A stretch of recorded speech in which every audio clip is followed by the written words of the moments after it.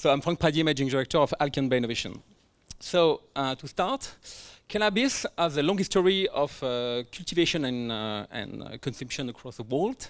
And it's important to say that it entered into the US pharmacopoeia in 1837. And in fact, because not much research has been done on the why you have activity from the flowers was seen as a generator of the psychoactivity, and the conservative organization, which were against drugs, find the fight against marijuana. And it became prohibited before to understand what was the active ingredient able to give you the psychoactivity. And the first researcher which discovered that was Roger Adams in US. So he discovers the CBDA, okay? And then after you have Mishulam in Israel for the THCA. The lack of research create a big difficulty for cannabis to become a medicine, and we just need to wait until California in 1996 start to legalize medical cannabis, and Canada in 2001. And from all this moment, the industry didn't have the possibility to innovate. And if you look at the ETF market for cannabis, the marijuana, which is a basket of the different cannabis company in Canada, you can separate the history of the last 5 years in 4 phases. So the first moment was about for the Canadian producer to prove that they can scale up like big size, because the license at the top was about 3 times the expected consumption for the recreative markets. Okay, so basically the Canadian wanted the producer to export. And this phase was really a clear success. So they did a very strong work to scale up massive production of cannabis. The second phase was about to decrease the cost of production, to internationalize across the world, and to manage all logistic and specific issues with the cannabis production. This phase was a mixed success, which was helped at the end because of the open of the recreational market, is why you see a move up.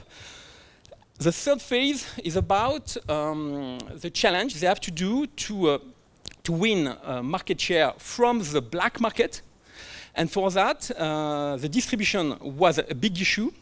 And they found a way basically to enter into this market with edibles, because you need to win new clients, which are we never consume cannabis before. And edibles was the right solution. But this phase was, unfortunately for them, a failure. And now we enter into the last phase, we think, which is the investor in this company now wants this company to make profit, because they are losing money on the last 5 years.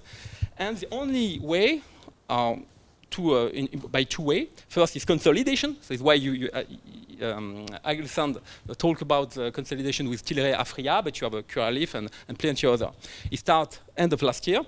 But the other thing is innovation. That's the only way to decrease cost of production, to increase quality, to obtain more trust for patients and for, in case of Canada, or for edible consumer.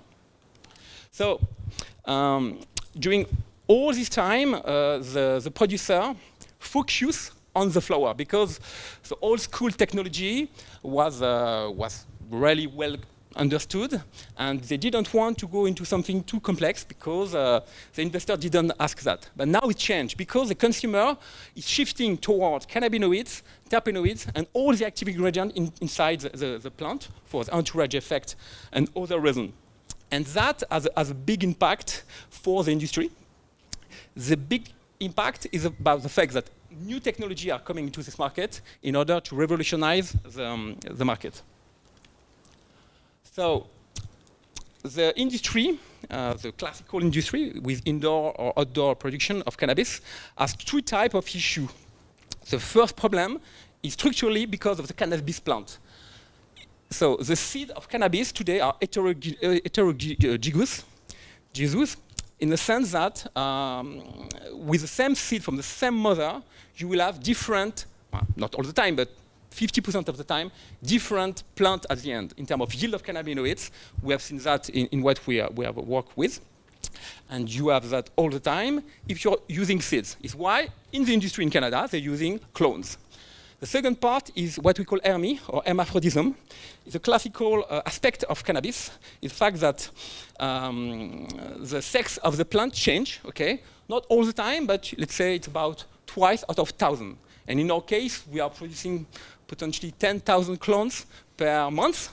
So we can see that many times. We find a way to stop it, okay?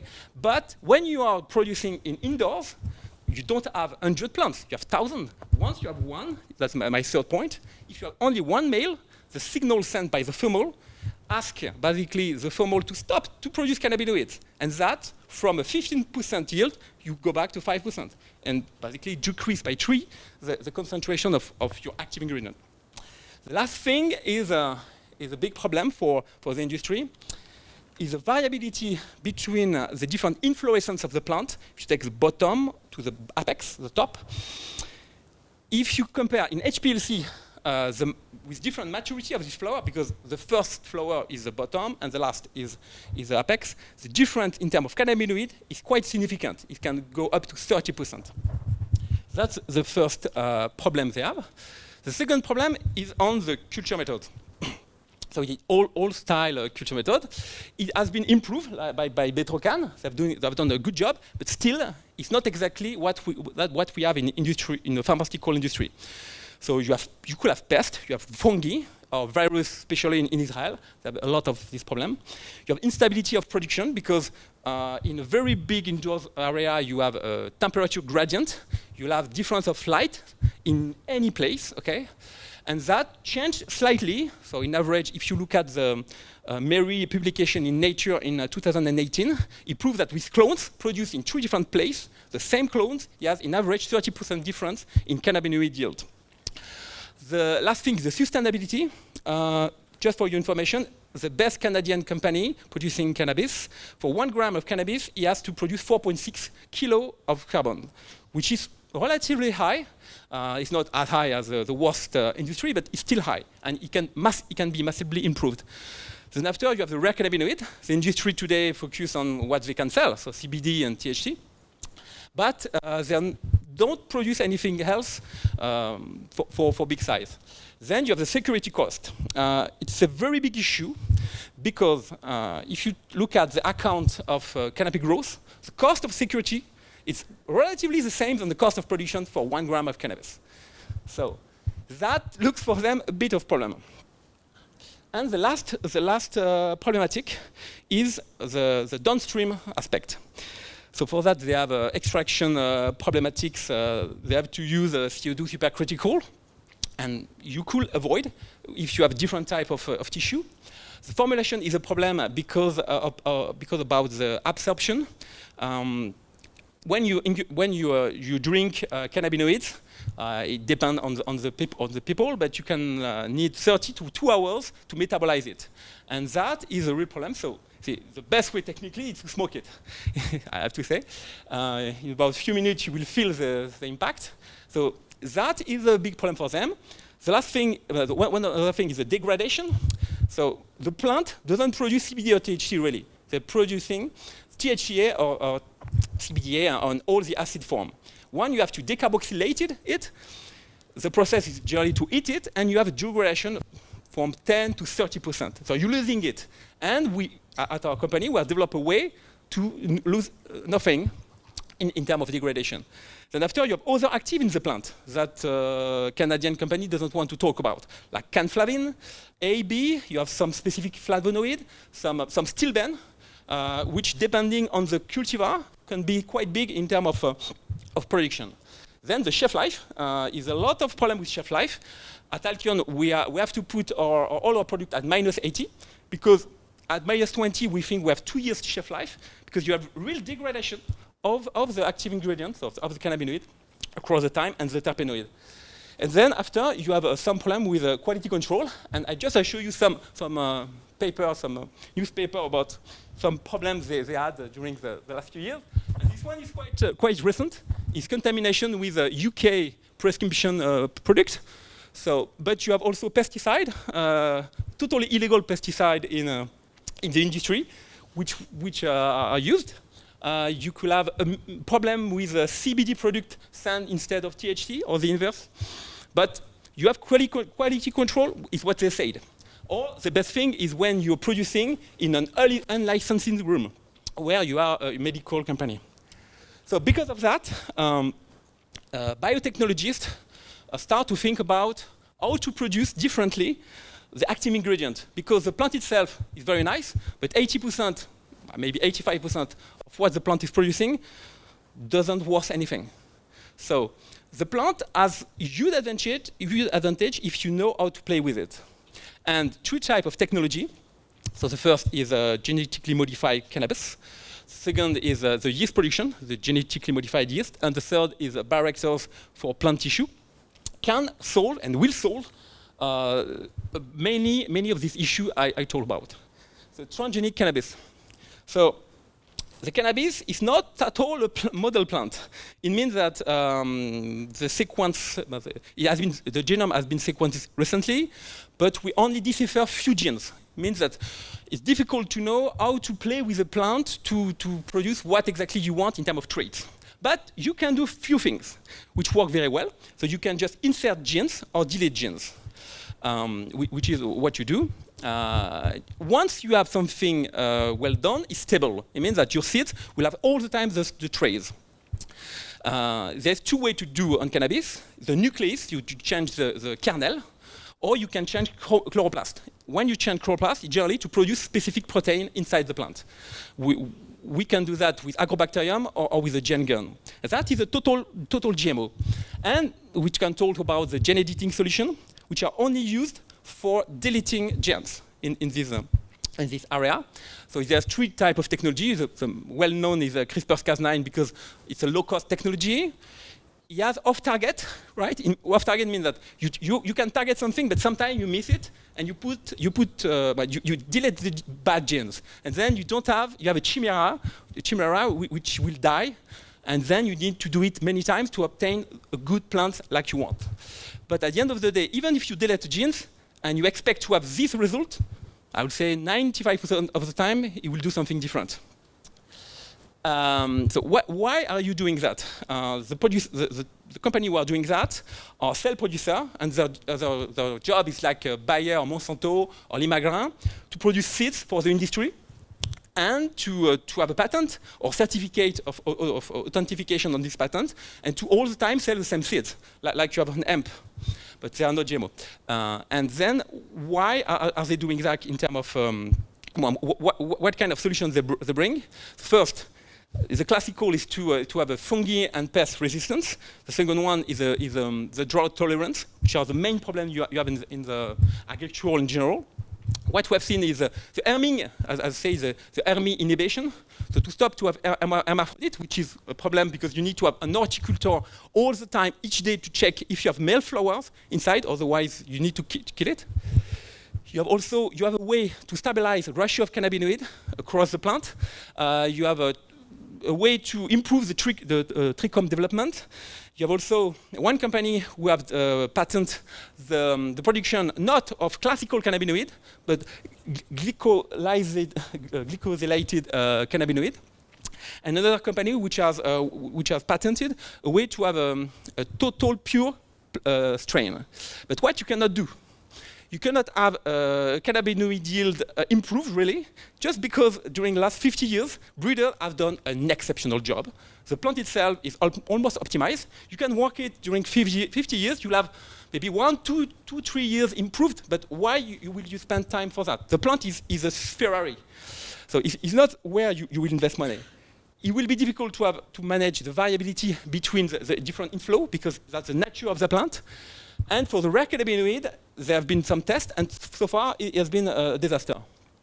So just to show you that all the GM research on plants have started in 2006 with Alain Tessier, and he has been bought by Philip Morris. So basically, he developed a way to produce much more terpene in trichomes for all kind of plants, which work well. From that, it was not much evolution, and from the moment Justin Trudeau talked about recreational legalization, plenty of company, so very smart guys, pure biotechnologists, even canopy growth, 22nd century, can bread, and trade bioscience, patent a lot of things on this subject. So it's skyrocketing also in this area. Then we have the second technology, the biggest in terms of mediatization, the microorganism. So basically, to produce a molecule inside a microorganism is a very old technology, never used before in a complex molecule like an alkaloid, because cannabinoid is an alkaloid. And the idea is very simple. The big company doing that, like Ginkgo Bioworks, Amaris, they have basically yeast bacteria models, which when you change one gene or two genes, you can easily produce one protein or even one cannabinoid. Doing that, the process of production of this bacteria is very quick. And it's very well managed. In the pharma industry, you have up to 1,000 tons fermenter. So by definition, when they saw that the cannabinoid market was open, there was plenty of deals to invest into this technology. So the same way than for the GM plant, you insert or delete genes, and you touch the nucleus of the microorganism. And you can also use a gene editing solution. So what are so far the results? The best expected cost of goods is about potentially more $2 per grams of cannabinoids, which is very low regarding to what you could have today. We are not yet there. I think we will need 2 to 3 years to reach that. So far, they have produced 4 cannabinoids, which is low, but still knowing that they're starting from a very complex molecule. The yield in terms of production is between 0.01 to 0.2% for the best one.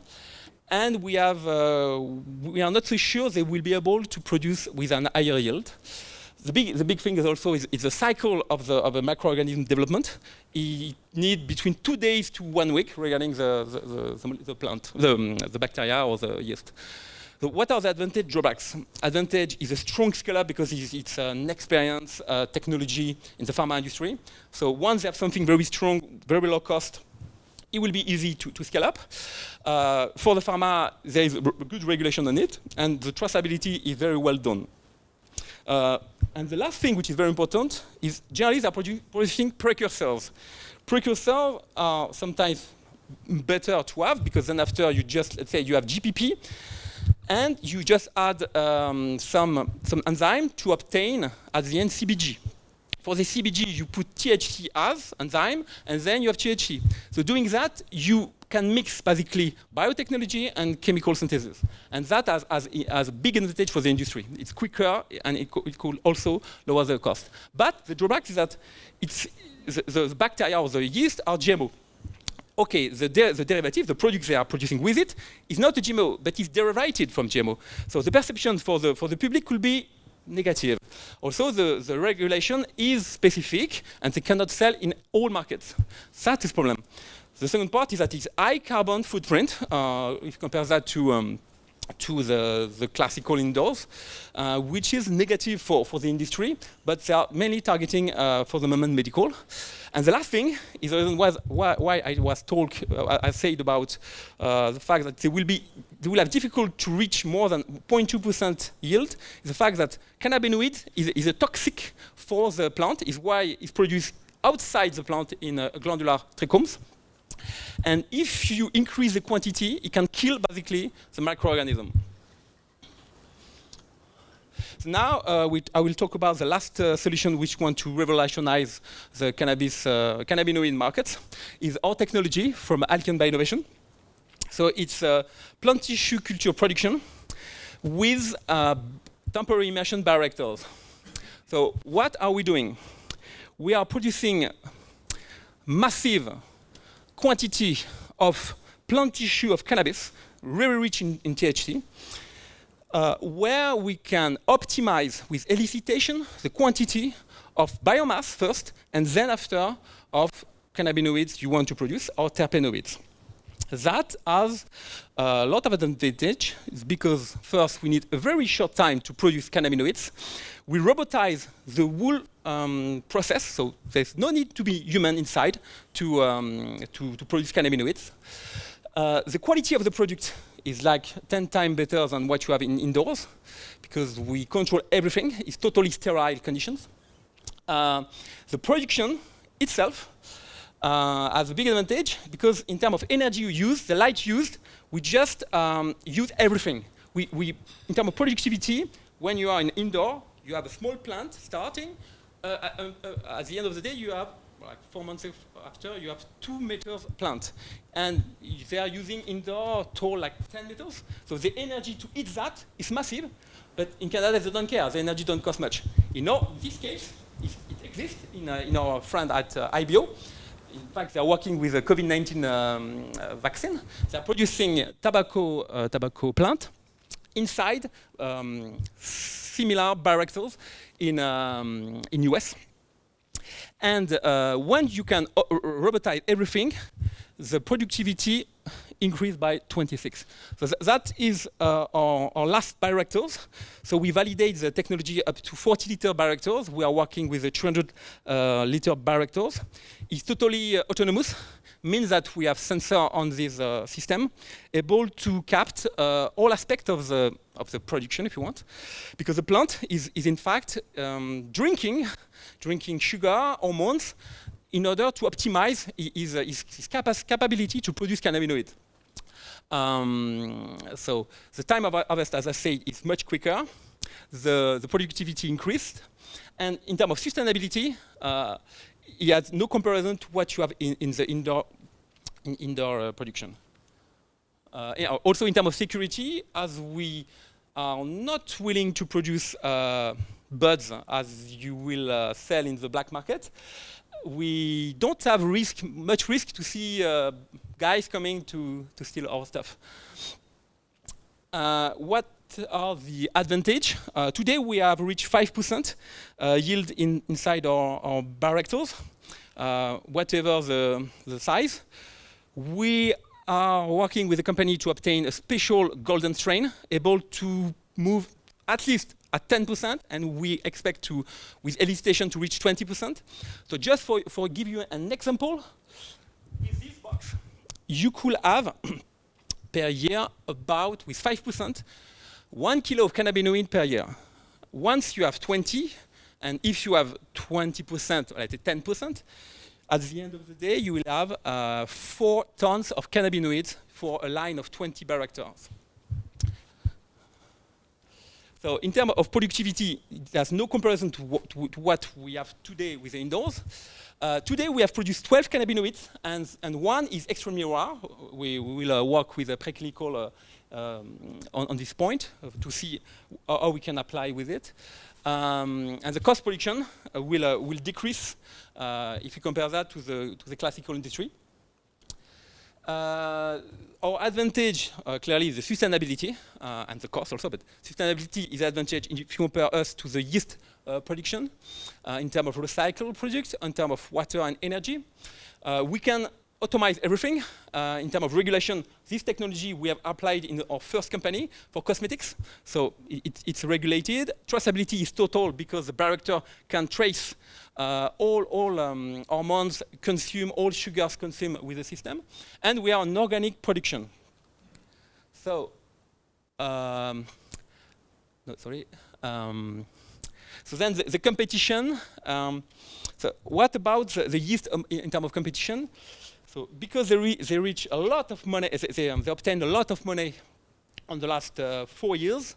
Ameris, Ginkgo, Demetrix, and Creo have a big advantage today, and they reach some kind of scale-up on the yeast method.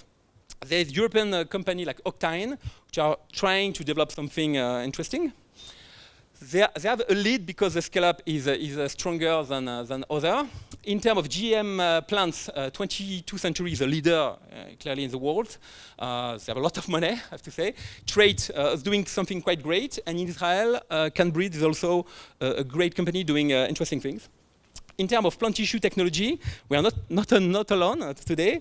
So Alkion is developing is a big scale-up technology, but Front Range Biosense in US are doing something a bit similar, and BioHarvest is doing something on another type of tissue of cannabis. So to conclude, so we think at Alkion that innovation will revolutionize the way the industry is using cannabinoids.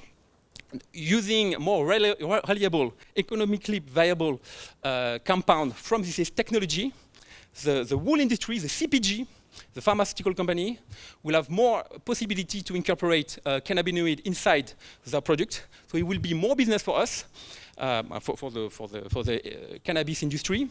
We think that the cottage style industry will disappear with this technology, knowing that the cost of production will completely change, the quality will be completely different, and we think it will still be some production maybe in low-cost country like Colombia, but this technology will change totally the way you will think about the trust for the patient and for the consumer.